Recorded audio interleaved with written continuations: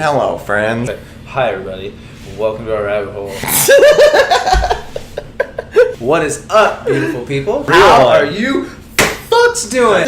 The last time you and I took LSD together, we were fucking listening to Spangle the whole time. One thing I realized a lot, I feel like I kind of got the idea through listening to Spangle on LSD. Their songs are really a lot longer than a standard song in mainstream music.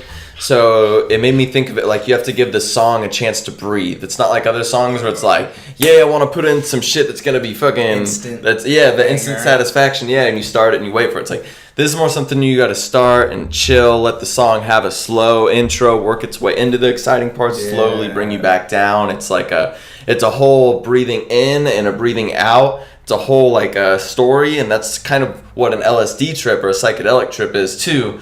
But with all things, it's just like things have to fucking inhale and exhale and go through highs and lows. Otherwise, it would all just be a flat line, and that's fucking boring as shit. It's like a cycle. Yeah, at least anything really worth paying attention to is usually in a cycle. Otherwise, it won't keep your attention for too long. Yeah. It's weird. Life's weird like that. It is.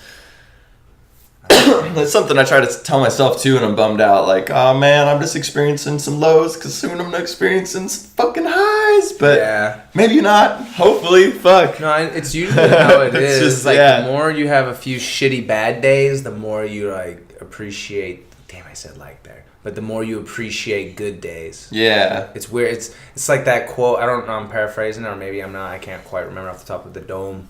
Anywhere on the dome. But where it said light defines darkness or something like that. Like they define each other. Like if they didn't have each other. I think that fucking painter, Bob Ross, is that his name? The dude with the fro. Bob Ross, yeah. Yeah, I think he said that quote. Really? Let's pull it up. Hit him with it. Gotta have opposites. Light and dark and light. In painting, it's like in life. Gotta have a little sadness once in a while so you know when the good times come, I'm waiting on the good times now. That's what I was just fucking saying. Fucking Ross. Bob Ross, motherfuckers. X gonna give it to you. I don't know why I do. Oh, that scared the shit out of me. I owe you a mug, bro. That scared the shit out of me. I for sure owe you a mug. We're gonna take a little intermission. That was intense, bro. Dude, when we talk about busting, we just start busting fucking shit. Like shit just starts busting. You might have saw him knock the glass off, and you might have thought you saw me react like I was scared. I wasn't scared, and he didn't knock that off. We just fucking, our energy just starts breaking shit. Right? Yeah, I think you about covered 100% of it. Yeah. 100% of it. 100%. Here's a interesting article I started reading. I seen on Facebook. Why is it that when you look at the festival community like Burning Man, Symbiosis, the Organ Eclipse Festival, all that kind of stuff, why is it that the crowd is the majority of them is white and like there's such a small percentage of black people at these festivals? When I was at Oak, I did a construction program in Oakland, and I was the only, there's maybe one other white guy, maybe, and the black dudes used to fucking ask me because they didn't understand the crazy shit white people did. But these black dudes were working security at a rave, and they looked at me like I spoke that language, so they're like, Bojan! Bojan!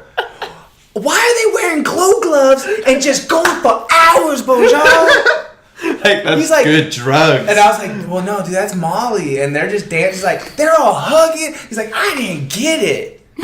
Like, he wasn't mad at it, but it was just interesting to see. So I think they just think it's some crazy white people shit. Or it's like, I don't know, it's weird we have this pack mentality. So you'll kind of adapt to whatever the pack is you're around. Yeah, and I think because it could be anything. It's pretty much the crab in a bucket mentality, too. Right. So it's like if you're in for those of you who don't understand this metaphor or phrase, it's simply if you put a bunch of crabs in a bucket, they'll try to pile on each other, and of course, like if any of us were a crab, you're gonna try to get out the bucket by piling on each other, or climbing out of there. However you can, you're gonna try to get out of there. But the other crabs who can't get out they'll grab onto that crab's legs and pull them back in. Like you stay in here with us. Misery loves company. crab in a bucket mentality. And yeah, it's a natural instinct. Thank you. Because I forget some people have never heard that before. I didn't until I was listening to Joe Rogan podcast. Yeah. I think and I was like, I heard Eminem say it in that 8 Mile song. I'm starting to nice. feel like a crab in a bucket. I'm having no luck with this song. See, I thought he was So just fuck looking it. for shit to rhyme with when I was a kid. It's like, It could have, yeah. At the time, it's just that shit's speaking some truth back then. But I think that plays a big part. And my dad used to say that shit to me now. So if he ever does see this shit, he's like, "Ha ha, I knew it, motherfucker." But he used to always say when I was younger, "You are who you hang out with." And I think we might have even talked about this. Yeah. No, I'm different, but we're like I'm different. It's like we're like chameleons. You start blending into shit whether you know it or not, and it's just true. If you're hanging out with a bunch of negative people and just not that aren't doing much, and eventually that becomes the norm, and you start wanting to blend in whether you know it or not. Because look at prison, solitary confinement. Yeah. People would rather be in a pack of violent people than be alone.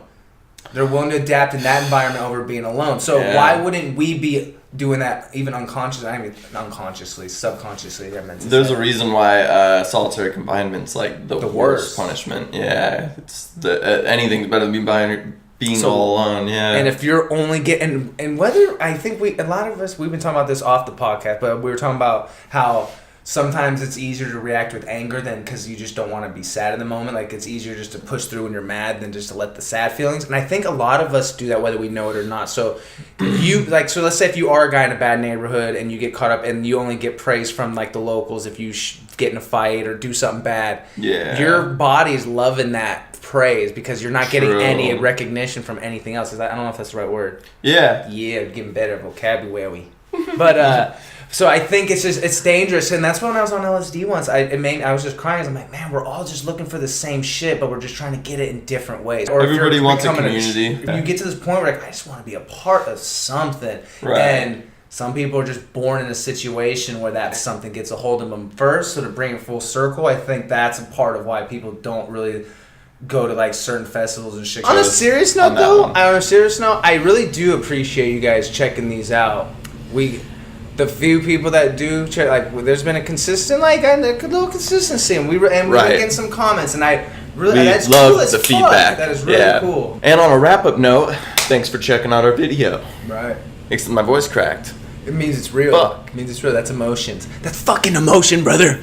Thanks, brother. We show emotion. Thanks for checking out our video, brothers and sisters. We show emotion. What's she gonna do when emotion runs wild on you? We out.